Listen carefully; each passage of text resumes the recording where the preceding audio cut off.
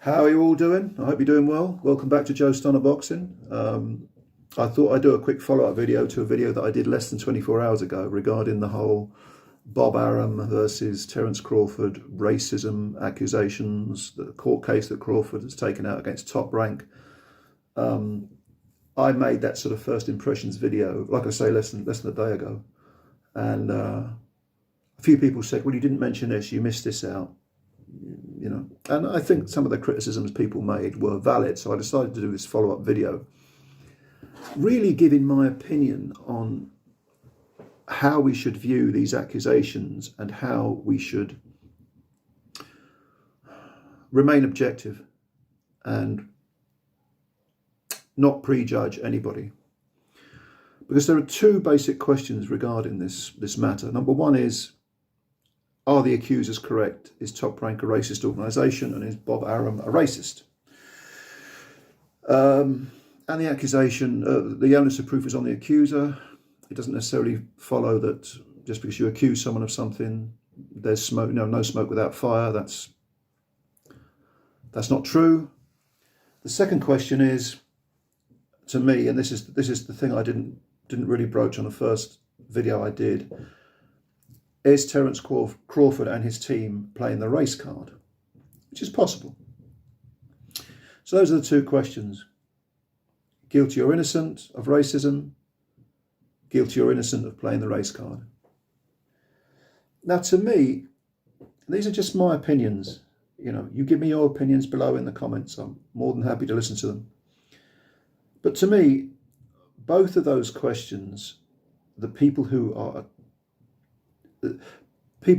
inherently racist, and let's be honest, racism exists, it probably always will exist, but it has absolutely no basis in logic or reason or even common sense, no basis in science. There's absolutely no scientific evidence to suggest one race is better than the other. It's just a quote-unquote belief, almost a faith. Faith, in my opinion, being the most overrated virtue that human beings latch onto. The flip side of that is what we loosely call, nowadays they call it woke culture. Seeing bigotry where there is none. Seeing bigotry in it, perhaps everything or most things. Making accusations that are totally unfounded. And to me, both of these mindsets are two sides of the same coin. They're both hooks on which people hang their psychological neuroses. They're both designed to reinforce a certain person's belief or faith without evidence. And most importantly, without context. I think context is a very important thing. Woke culture, as it's now called, it is basically the bastard child of political correctness. And when political correctness reared its head several decades ago and became part of the everyday vernacular, a lot of us, people who are on the political left, as I am, I'm very much on the political left, viewed it as a very bad mistake for people who are leftist, socialist and so on to adopt this attitude. Because political correctness is essentially an attempt at good manners with common sense and context taken out of it. If you use a certain word, you are racist, misogynistic, homophobic. You can't ever use that, regardless of context. This seems to be the sort of mentality that woke culture peddles. And to me, that's as stupid and as unintellectual and as anti-science as saying that one person is inferior because they happen to have a certain skin tone. Both those attitudes are basically the same, or they're coming from the same place.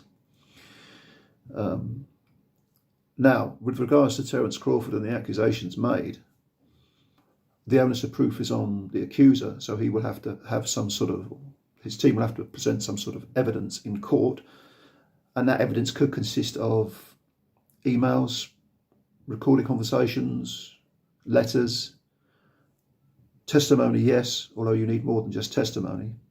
testimony counts. If several people make similar accusations and they don't know each other and all the accusations sound the same, that will be considered in court. But they're going to have to prove that Arum and Top Rank are racist. By the same token, the defence will argue, well, look at the work that Bob Arum has done for black fighters in the past. This guy is 90 years of age. He goes back to promoting Muhammad Ali. There's no bigger black icon than Muhammad Ali. One of the accusations that I thought was very interesting was that Arum promoted in South Africa during apartheid. That's definitely a black mark against him, but does that mean he's been racist towards Crawford? Because this is what it's about. Even if a jury or a judge decided in the past a lot of Arum's business practices have been very questionable, it doesn't necessarily prove that he's been racist towards Crawford or modern black fighters in general. Now, my opinion on these two people is that Terrence Crawford is a magnificent fighter, brilliant, brilliant fighter, and has been very, very poorly promoted by Bob Arum. If you're an octogenarian, especially in America, you will have lived through the racial upheaval of the 1960s. You will remember it vividly because you were an adult then. Personally, I lived in America. I lived between 1998 and 2002. I lived there, and I lived in the deep south. I lived in Alabama. And that was only, 20 years ago, a little bit more than 20 years ago when I moved there. But there was an undercurrent of great racial tension. America is a young country. It's a continental-sized country. It goes from the Atlantic to the Pacific. It's huge. It's essentially culturally a lot of different little mini countries under one name. Living in Alabama is not the same as New York, which I've also been to. It's not the same as LA. It's not the same as, being in the Midwest. And, so lots of different cultures under one name, a very young country. You have federal law and then you have state law. So even from a legal point of view, there are differences. So race, a hot potato issue, certainly. And you could argue that race is, I don't want to sound too insulting, but you could argue that America hasn't had the time to become the truly integrated, multicultural society that certain countries in Europe are, or purport to be. Again, that's because of the size of the nation and its youth. It's a young country, the US. It's 250 years old, roughly. That's not that old at all for a big country like that, a continental-sized country. So race is this ongoing debate.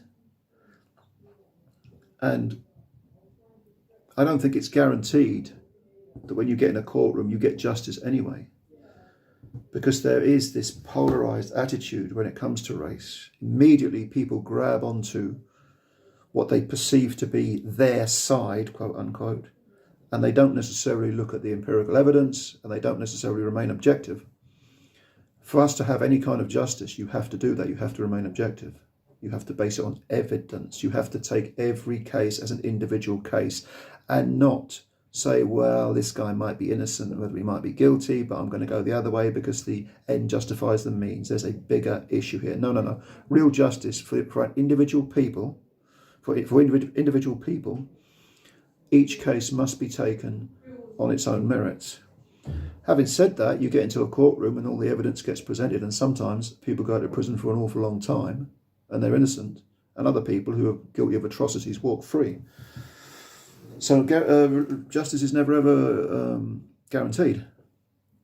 So I think my personal view is that what we should do with this case is the Crawford Top Rank case is we should essentially, metaphorically and literally, the jury's still out. Okay, we should wait, keep an open mind, remain objective at all times.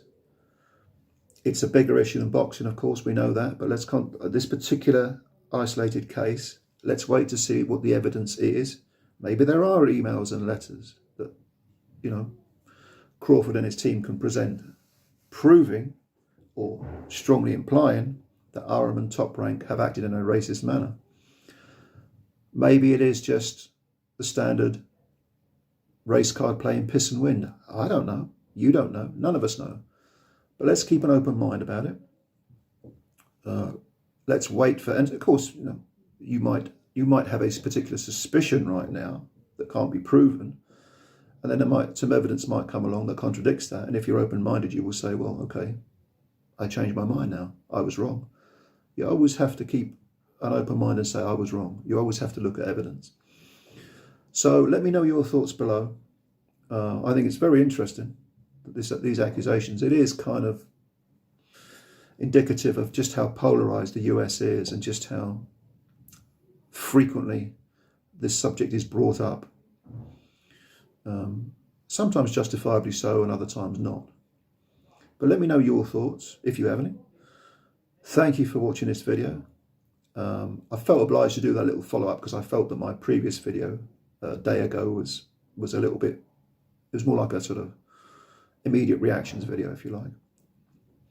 But let me know what you think. Do you agree with what I've said? Have I missed something out? Let me know. Leave your comments below. Thank you for your time, as always. If you could subscribe to this channel, that would be absolutely fantastic. And take care of yourselves. Boxing's back in February. What are we on now? Halfway through January. God, I can't wait for some more boxing to come back. But yeah, take care of yourselves. And thanks for your time. Don't forget to subscribe, like the video. You're all right by me. Thank you. Speak soon. Bye-bye.